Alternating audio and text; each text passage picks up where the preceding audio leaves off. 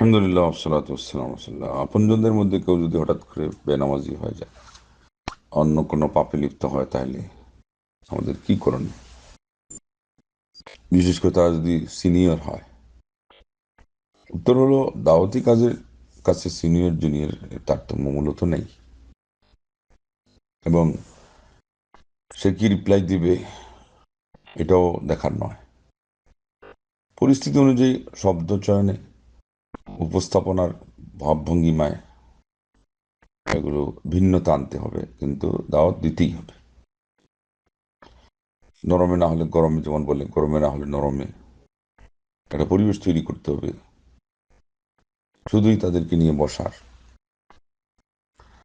সেখানে ইস্যু রাখতে হবে অন্য কিছু। একটা জিনিস নিয়ে আসছি, এটা তোমাকে নিয়ে আমি চাচ্ছি যে বসবো, খাবো, আর মাঝখানে একটা খুশ গল্প করবো। সে যাতে বুঝতে পারে যে উনি আমাকে গুরুত্ব দিচ্ছে। কিছু মানুষ আছে, পাপে ফেসে যায়, সে কিন্তু অন্তর থেকে তার একটা আকুতি থাকে যে আমাকে কেউ বিশেষ আকর্ষণে যেন টানে, যেখানে আমি এখানে ফেসে গেছি, এখান থেকে আমি উদ্ধার পাই। আমরা জানি না কার কোন পরিস্থিতি, কে কোন বিস্ময়ের অপেক্ষায় আছে, কোন কোথায় কার মন কখন ঘুরে যায়। আল্লাহ রাব্বুল আলামিন তো তার দুই আঙ্গুলির মাঝখানেই রাখছেন, যে দিকে ইচ্ছা তিনি ঘুরাই দেন।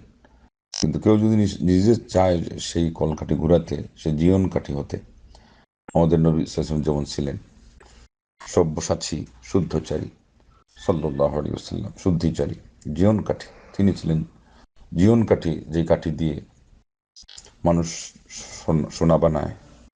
আল্লাহ নবী সাল্লাল্লাহু আলাইহি ওয়াসাল্লাম ওইভাবে, যেটা অখাঁটি নয়, যেটা সোনাই নয়, যেটা একটা ভিন্ন পদার্থ, সেটাকে তিনি খাঁটি বানিয়েছেন। তার উম্মতকে তিনি এইভাবে বলেছেন, এবং বলেছেন যে আমার উম্মতের উদাহরণ হলো বৃষ্টির ফোঁটার ন্যায়।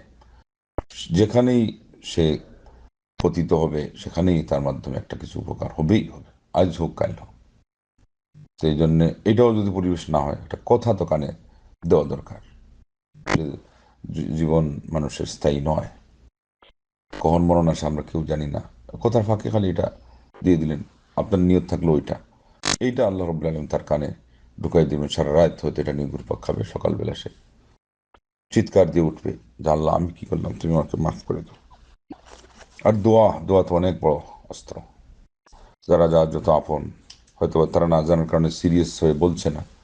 যিনি দেখছেন, যিনি এটা অনুভব করছেন, তিনি যখন সিরিয়াস হয়ে আল্লাহকে বলবেন, মহান রব্বুল আলামিনের রহমতের সাগরে যদি ঢেউ খেলা শুরু করে দেয়, তাহলে আর তার কত সময় লাগে হেদায়েত হতে।